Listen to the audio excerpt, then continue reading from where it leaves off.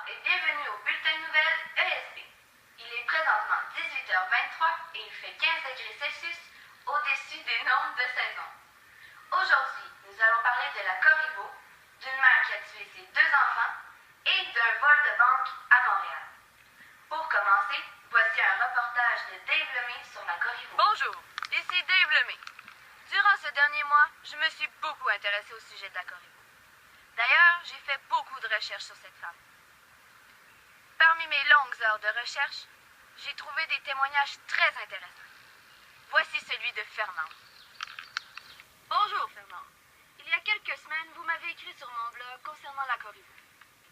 Vous avez mentionné que vous restez dans l'ancienne maison de celle-ci. Oui, effectivement. J'habite dans l'ancienne maison de la Corriveau. Quand je l'ai achetée, personne ne m'avait informé de sa présence. Alors, j'ai décidé de faire des recherches. Et par un soir tranquille, j'ai entendu un bruit. Alors, je suis allée à l'étage et j'ai vu son ombre dans une chambre. Et parfois, lorsqu'il n'y a ni vent ni pluie, je peux entendre les dernières paroles de la Corriveau. Qu'ils sont « Je me vengerai ». J'aurai un enregistrement pour vous le prouver.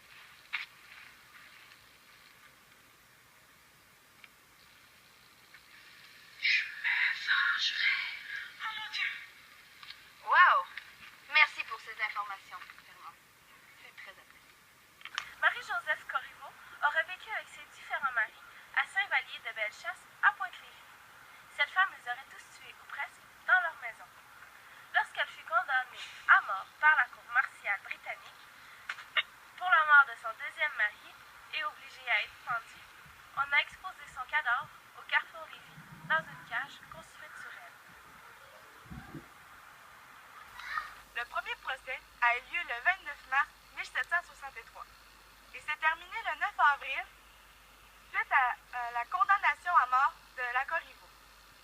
Le deuxième procès a eu lieu le 15 avril, quelques jours plus tard, et il a approuvé sa sentence. Elle a été condamnée à 60 coups de fouette, ainsi que la marque de M sur sa main droite, pour signifier meurtrière. Sa nièce, du nom d'Isabelle Sylvain, qui était sa servante, a souvent changé de son témoignage lors de son procès. Elle a été condamnée à 30 coups de fouette, ainsi que la marque du P sur la main droite. Finalement, son père a été condamné à mort. La Corriveau aurait été suspendue au sommet d'une poutre au carrefour Lévis. Et environ 100 ans après, nous avons fait la redécouverte de cette cage. Mais l'inconvénient à cette découverte, c'est que le corps de Marie-Joseph n'y était plus. Quelques ossements ont été retrouvés et ont été exposés au musée de New York. Nous avions cru que la cage de la Corriveau avait disparu à jamais. Mais en décembre dernier, je me suis rendue au Peabody Essex Museum à Salem pour constater que la cage dont on avait perdu la trace depuis 1839 existe toujours. Grâce à une de mes recherches, j'ai pu trouver une photo de la collection de la Bibliothèque de New York et de fil en aiguille, je suis remontée jusqu'au Peabody Essex Museum. Mais puisque cette femme est manipulatrice, ces condamnations n'ont jamais eu lieu. Dans ce musée, la cage n'est pas présentée au public. Elle est plutôt rangée avec des objets en fer forgé. La cage est toute petite, elle ne mesure pas plus de 5 pieds. Le Peabody Essex Museum nous a dit qu'ils étaient prêts à remettre la cage dans un musée québécois. Par contre, nous n'avons pas les moyens de prendre cette pièce, car elle a beaucoup de valeur et elle est très fragile. De plus, elle nécessite un transport particulier. Donc, la cage devra rester à Salem. J'ai eu la chance de rencontrer des experts du territoire de Lévis et une historienne. De plus, un ami à moi, Jean-Paul Tremblay, va nous faire part de la légende mystérieuse sur la Corriveau. Je me souviens, quand mon grand-père nous racontait la légende sur la Corriveau, on était tous assis dans le salon et l'écoutions attentivement. Il était tellement déterminé à découvrir la vérité sur celle-ci qu'il en était devenu obsédé. J'ai d'ailleurs avec moi 2 photos que mon grand-père a ramassées. Une photo de la Corriveau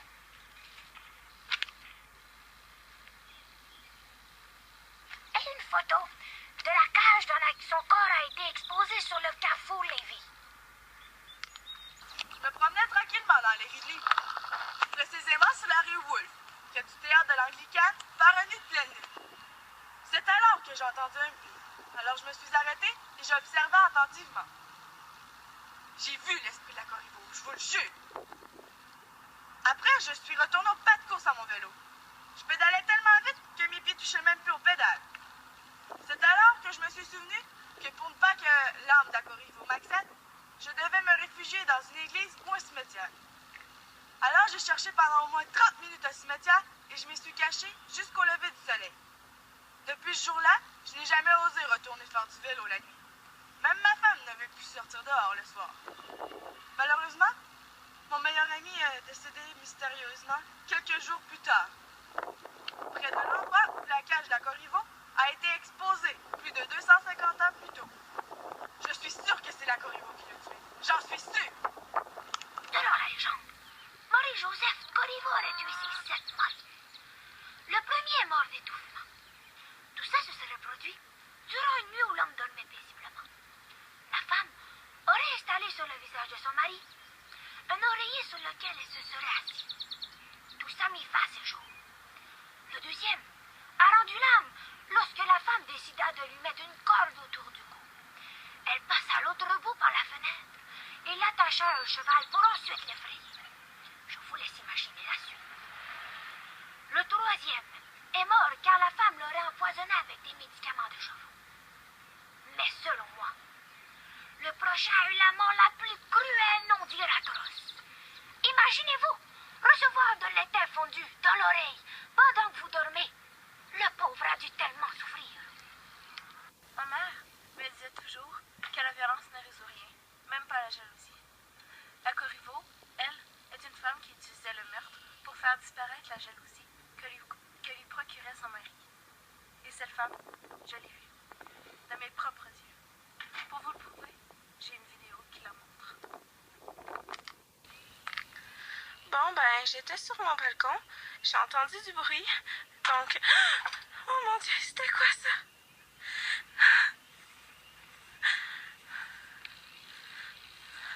Oh mon Dieu!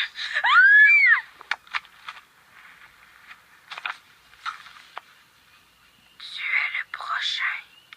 La Corriveau n'est pas qu'une légende. Elle était réelle. Maintenant, elle hante Pointe-Lévis. Cette femme était derrière chez moi et m'observait.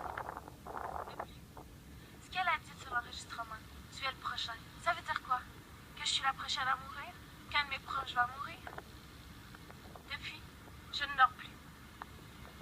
Je ne suis pas capable de fermer la lumière sans avoir peur de la mort. Mon mari est malade depuis une semaine. Il ne guérit pas. Je suis sûre que c'est elle qui est la cause de cette maladie. Et cette femme est la cause. Est la preuve que la mort approche. Le cinquième mari de la Corriveau, un sacristain, bénissait ses cochons avec des rameaux et obligeait les siens à louer Dieu à toute heure du jour. Celui-ci fut simplement tué d'un bon coup de chaise en arrière de la tête pendant qu'il priait dans sa chambre. Son âme monta directement au paradis. Paix à son âme.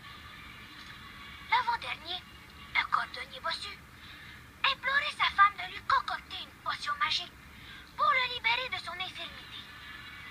Tannée et insultée d'être traitée de sorcière, elle finit par le transpercer avec son haleine, un instrument qui sert à percer le cuir. Elle finit par faire passer son meurtre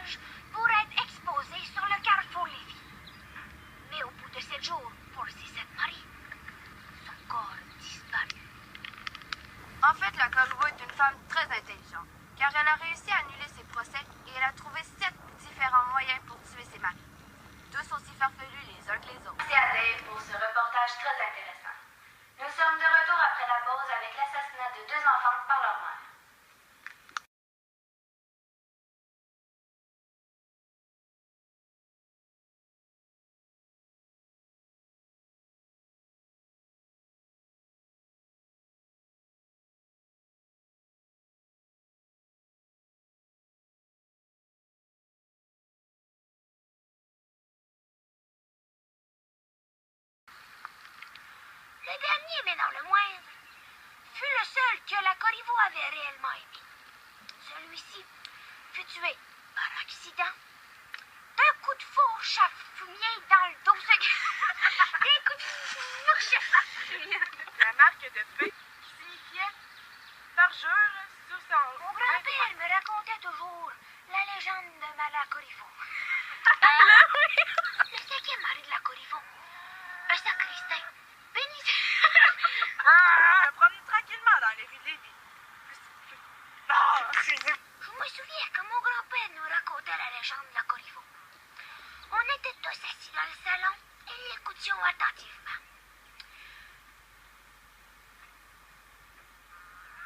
Il était... La Corriveau est formidable. J'ai eu la chance de rencontrer des experts du territoire de Lévis. Et une historienne. Rencontrer des experts du territoire de Lévis. Et une historienne. Rencontrer des experts du territoire de Lévis. Et une historienne. Rencontrer des experts du territoire de Lévis. Et une historienne. Rencontrer des experts du territoire de Lévis. Et une historienne. Le seul que la Corriveau avait réellement aimé. Celui-ci, Moi, j'étais en face, ça fait...